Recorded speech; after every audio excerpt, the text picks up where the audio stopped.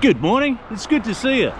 About 11:45 yesterday, 15 hours after arriving in Perth from India, I left my sister and brother-in-law's house and walked up to this bus stop just up the road there, which I'd done hundreds and hundreds of times before. I was heading into the city to get a few bits and pieces because I haven't got much time before I head back to Asia. I usually get to the bus stop about 15 minutes before the bus actually arrives because they're so rare down this street where my family lives that I don't like to miss them. And I was standing here enjoying a lovely winter's day, a bit like today really. After about 5 minutes I noticed that I had a bit of a heartburn high in the chest and didn't really think much of it because I sometimes get that when return to the West and I change my diet. After about 10 minutes, that heartburn that was sitting high in the chest had a bit of weight to it and it sort of got a little bit painful, but nothing too bad. Yeah, I gave it a bit of a twist and a turn. You know how you sometimes try and shake it out a bit and you go, oh, what's that? And maybe it's a rib that you slept on awkwardly and it'll just pop out. And it was a little bit, yeah, it started to spread a bit as well, I guess. And I, again, wasn't that concerned about it and just thought about my day, really. So the bus arrived and I wasn't feeling anything other than annoyed, really. It was the pain was spreading a little bit and there was a heaviness. Good morning, sir. How are you? Standard 2 zones, thanks. It was just more annoying. The alarm bells weren't ringing. I was feeling quite good about it all, really. That was about to change. The bus I normally take takes 12 minutes from my sister's and brother-in-law's place to the train station, and it's about a 15-minute train ride into the city. At about the halfway mark of this journey yesterday, what was just a little bit uncomfortable became quite painful. It was to the level of you couldn't focus on anything else. There was nothing that you could distract yourself with. You were going to have to deal with what was going on here. The pain in my chest spread, it became a lot heavier, and I was really uncomfortable now, and I started to have to consider what my options were. Because what you probably don't know is that I've been cardioverted a couple of times. Being cardioverted is where they put the paddles on you to sort of reboot your heart. The electrophysiology of your body is a bit out of whack, and the heart doesn't pump properly. It goes in what they call a fibrillation, and it sort of flutters and doesn't get a full pump of the chambers. And what can happen then if it's not clearing its chambers is blood can coagulate in the bottom of the chamber. It goes back into normal rhythm or sinus rhythm, and a little blood clot will be thrown out. And this happened to me when I was 40. I had a transient ischemic attack. It became apparent to me that I had this arrhythmia. So at this point in the journey where I was getting some really uncomfortable pain now, I had to consider that I might have to go to the hospital. It might be some sort of an episode related to my underlying condition that I had. So I arrive at the train station, or I get the train into the city, and I'm now really uncomfortable and in a fair bit of pain. The pressure on my chest is quite extensive. It's sort of radiating up into my right shoulder, and I'm a bit concerned. I have a couple of options. Only 500 metres that way is Fiona Stanley Hospital. But I'm thinking, there's part of me that doesn't want to inconvenience people or put people out, and I'm thinking if I go to emergency there, look, there may be people that need that more than me, and maybe this thing's just a passing, fleeting condition and it'll be gone. And I thought, well, look, if I take the train into the city, at the end of the city line, which is 15 minutes, there's a 10-minute walk to Royal Perth Hospital, which will also service my needs. What I decided to do was wait here for 10 minutes. If it hadn't improved or it got worse in that 10 minutes, I'd go to Fiona Stanley Hospital. If it had dissipated or started to lessen in severity of the pain, because I'm floating around what I probably think is a 7. I've probably got a 7 out of 10 sort of pain thing going on. And I thought if that reduces it all, I'll get on the train to the city and see how it's going. After about 5 minutes standing at the station, the pain had increased, and I now thought I've got to get to someone to have a look at it. I was getting a bit concerned now.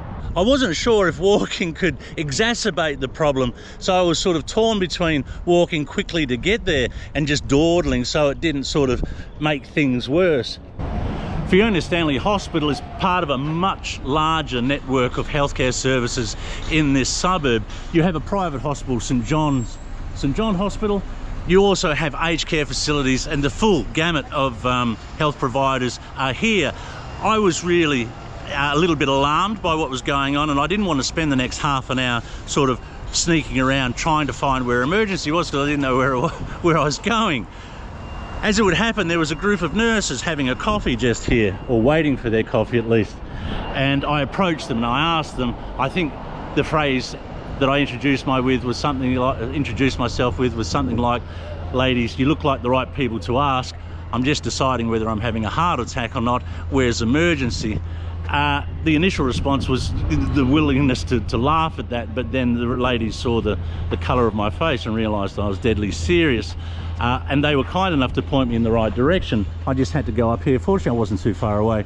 Turn left and I'd run into it. And so I presented to emergency, went straight in. The nurse at the counter asked me a series of questions, brought up my file, no doubt, saw that I had a history of heart issues, and admitted me immediately. At this time, I'm thinking, oh God, all I can think about is this could be the trip gone for the next few months, and what would I do if that were the case? But then I'd be brought straight back to reality with, you know, this severe pain that I've got in my chest, and that obviously has to be dealt with. Obviously, I can't take you into emergency, so we'll continue the story on the train. So I was immediately taken into emergency, and the first person I should meet would be a subscriber who was working in there by the name of Tim. Shout out to you, Tim. Had a couple of great chats during the day. I went through the process of all the tests that they did, and the first, after being hooked up to the machine, they took the bloods, and the first thing that came to light was the elevation of a marker that demonstrates that the body is producing or wants to congeal blood. It's a blood clotter, this marker. So that caused them some concern. So the next thing they did was send me for a CT scan. This particular test tries to discover if there's any blood clots in the heart or in the lungs. One of the concerns, of course, is that because I fly a lot and because of my age and previous histories, there's a higher chance that I might get a blood clot through flying so much. So this was a concern. So this test that they were conducting was looking for blood clots in the lung and in the heart, and that came back negative. There were no signs of any clotting at all, but this elevation of this marker that they look for blood clots was a bit of a concern. So after 3 or 4 hours sort of going through this procedure of trying to discover what this thing was that was going on, they couldn't find anything. The somewhat frustrating and almost embarrassing part of it is that once I arrived into ER, the pressure and the pain and everything started to dissipate and sort of just bled off back to nothing. What was really demanding my attention and of a real concern just sort of disappeared in the wind. And you know, you feel quite guilty for taking up the resources of people when there are, on one side of me, a lady whose heart rate's at 32, on the other side there's a car accident, and you know, there could be someone in the waiting room and you're taking your bed, you know. So when the doctor finally came up to me at the end and sort of gave me some advice and told me what they were doing or what they'd done or the conclusions that they'd come to, I apologised and said that I was a bit embarrassed about taking up the bed. But you know, with my history, I just felt compelled that it was something that I had to do. So fortunately, it seems that there was nothing too alarming out of that. One thing that was suggested to me by the doctor is occasionally the lining of the lungs can become inflamed and might display certain symptoms that are similar to a heart attack or some sort of heart complaint. Thankfully, it might have been that. Today I've got to take care of all those things that I was meant to accomplish yesterday. So I thought I'd drag you along and take you into Perth city centre. As I go about my day, I'll try and point out a couple of bits and pieces, or perhaps just have you tag along. I'm not entirely sure what we're going to see or what I can present to you, but I certainly have to get a new GoPro. I have to get some headphones. I've got to get some cash out for the next trip, and t-shirts and socks and meds, and there's a slew of things that I need. Come and have a look. The first thing on the agenda this morning is I've got to get some cash. That's going to take me up to St George's Terrace, which is the big end of town. Here you'll find the mining companies, the lawyers and the bankers as they sit in their 23rd story office lording over the simple people below. I hope they don't get a nosebleed from all that money ink or the hide up there. So you've got to get some money, then to go get some bits and pieces. There'll be a coffee in there somewhere, and a couple of things I'd like to show you.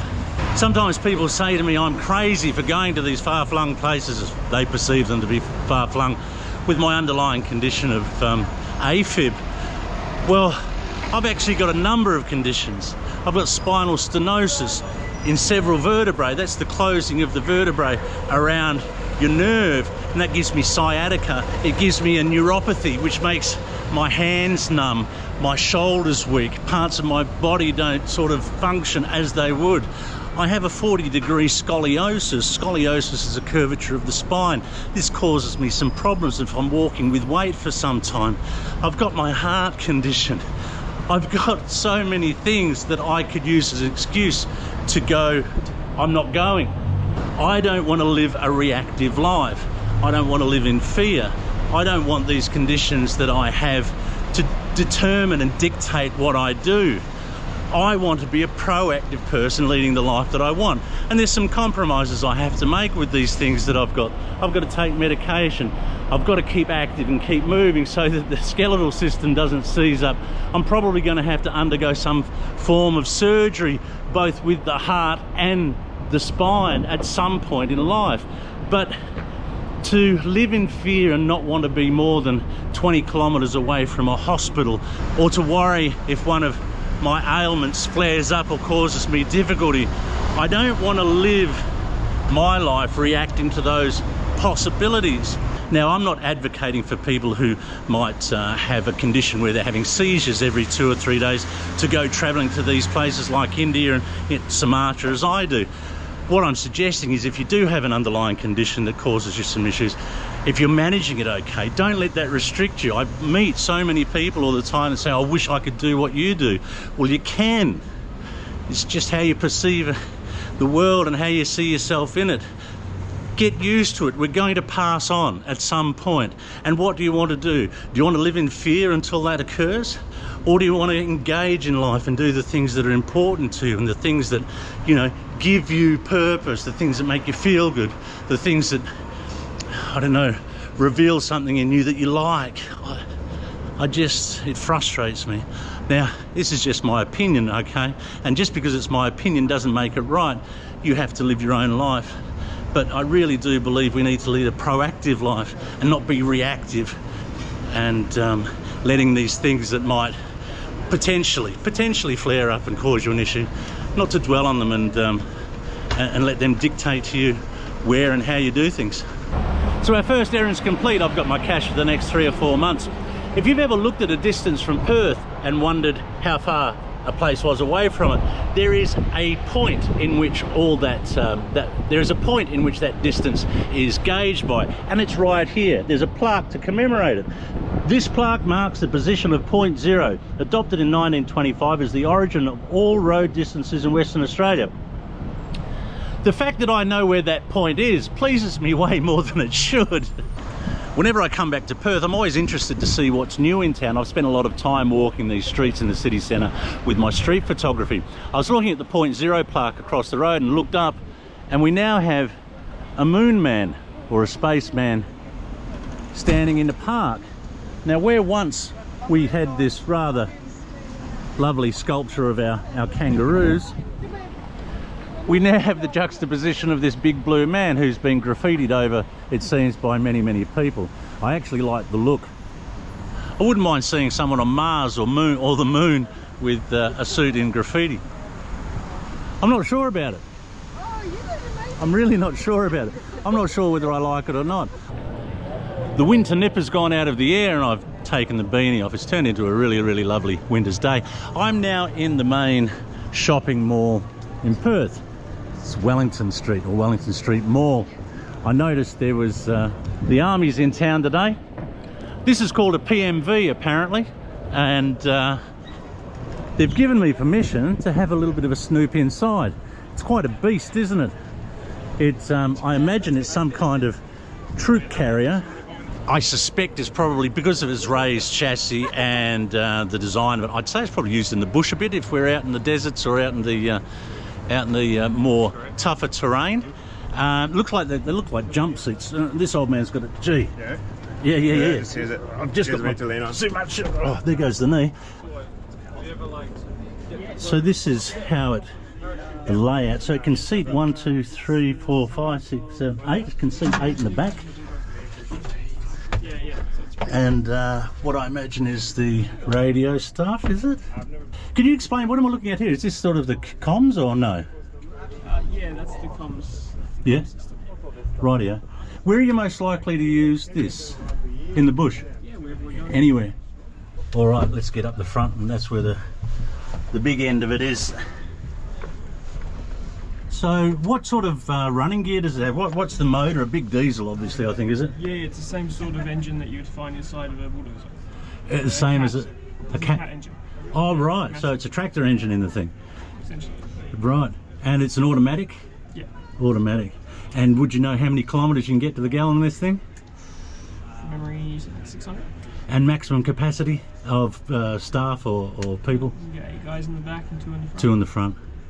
And when this goes out, is it the same crew or the same group that's using this all the time, or it can serve anyone? Could serve anyone. Can I ask how long you've been in the forces? Yeah, 8 years. 8 years. Yeah. Was that something you wanted to do from a young age, or? It was, yeah. Yeah, right. Has it turned out to be everything you wanted it to be? Yeah. Yeah? Best job I've ever had. All right. Thanks so much for letting me intrude into your little cubby. Cheers. That was really nice. And what was your name, sorry? Reese. Really nice of Reese to let me butt in here and ask him a heap of questions. All right, let's push on. I got the feeling there Reese was a bit reluctant or a bit reticent to sort of engage or appear, so I did check and make sure he was okay with that. Reese is fine. Once upon a time, Murray Street Mall was a really interesting place to come down to.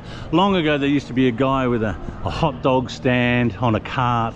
You'd have fruit and veg here every now and again. And there used to be a lot of buskers. But for whatever reason, the Perth City Council seems to think that we don't need that colour and that sense of community and market or whatever. So now they've restricted buskers to one place only, up the top of the mall, about as far away as you can get from any of the businesses. You're not allowed to have any carts or any, there used to be a flower cart there as well. You're not allowed to have any of these things here anymore, and it's just become rather drab and grey and dull, if you ask me. Just enjoying a tuna and avocado roll from my favourite little lunchtime eatery, Sushi Hub. One of the things I've noticed walking around the streets this morning in the city is where once there was quite a number of homeless people and people with maybe some mental illness around the streets, I haven't seen any, and I don't know whether there's been some concerted effort by the Perth City Council or the Health Department or whoever to offer these people places to stay or to be looked after. But yeah, it's really quite strange, because you'd, particularly along this strip, along the Hungry Jack's KFC 7-Eleven strip, there would be a lot of people sort of hanging out asking for money and sort of sleeping rough as well. Generally throughout the whole city you'd see a bit of that, but I haven't seen one. So I'd suggest something has happened. Somebody's made a concerted effort to hopefully offer these people somewhere to live, which is great. So I have my new GoPro, I have my headphones, I have my new mouse. I needed a new GoPro because I don't know if you recall, I fell off those rocks in Palolem and cracked the rear screen. It sort of made it no longer waterproof, and I kind of need it to be waterproof, especially if you're going to hang out with the monsoon areas. Especially if you hang out in those monsoon areas.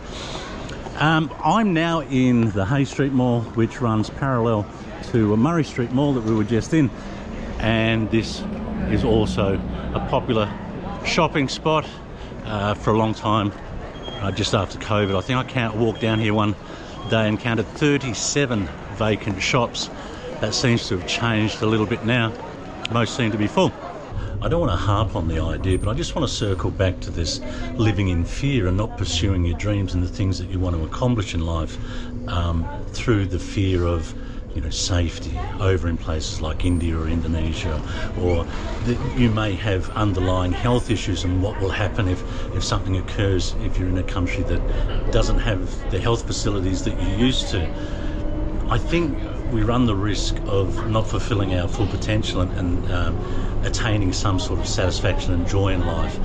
You know, let's say on the very, very slim chance that something did occur to you while you're away, while you're travelling at our age, would you rather pass on in this life living in fear, making sure you're 20 kilometres away from a hospital, or would you rather pass on out there fulfilling these things that you really want to do?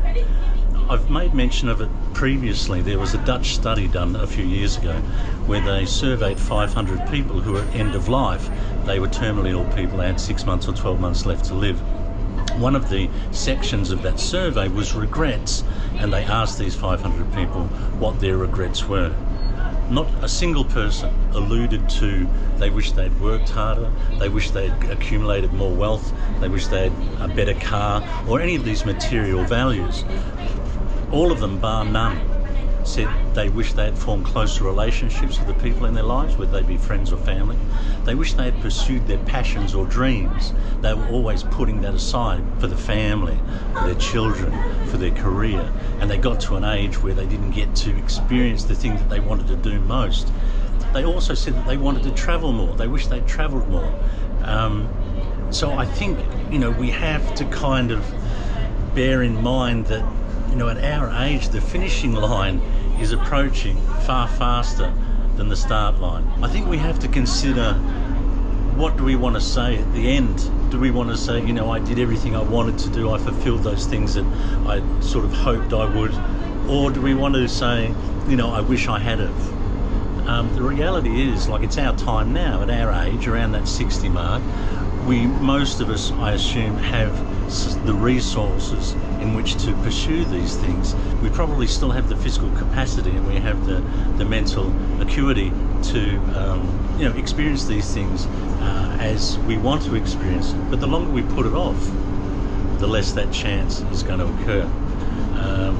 I know I've said it in other videos. I'm just reiterating it because I'm getting a lot of emails, a lot of comments, a lot of inquiry from people saying, you know, I'm scared about going to India, I'm scared about going to Sumatra, I'm scared about going to Nepal, is it dangerous? The reality is, these fears are very rarely founded as you think they might be, because we often make these things much larger than they are because we haven't experienced them. It's the fear of the unknown, there's nothing more.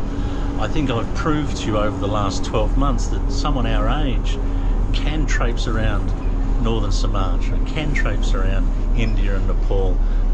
There's nothing to fear, there's nothing to worry about, as long as you take the normal, you know, the normal safety precautions that you would.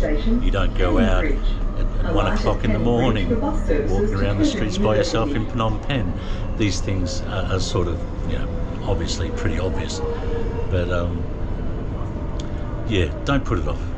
I'm often asked what my living arrangements are when I'm back in Perth. I've just got off the train, I've got a connecting bus to where I stay, and I'll show you.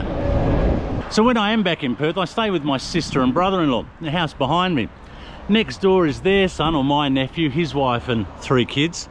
And across the road is another nephew, his wife and a couple of kids. People ask me why I go back to Perth so often.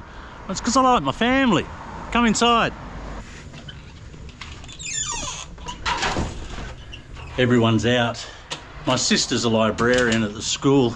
My brother-in-law's retired, but he keeps busy by making electronics, antennas and what have you. He also likes to keep a good bar. Oh, where is she? That's my mum.